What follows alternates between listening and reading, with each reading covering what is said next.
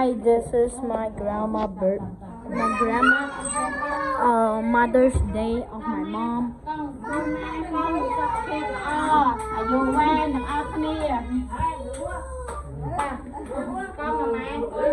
Yeah, this is my grandpa, grandma.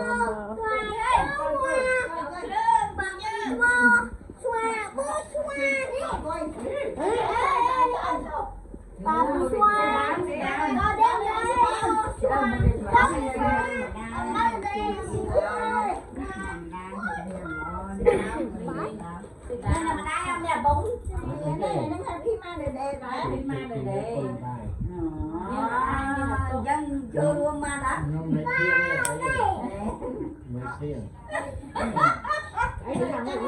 Đi để cho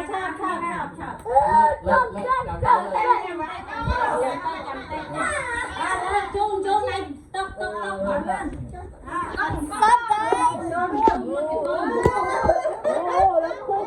cô phải đặt tiền phải còn đặt tiền phải còn mình chơi trên mặt mẹ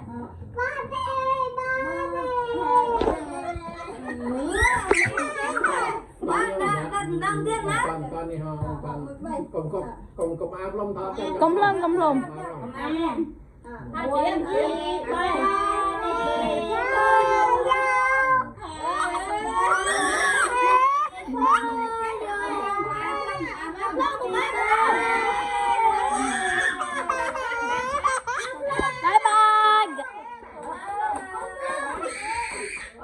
See you next time. This is going crazy. Bye bye.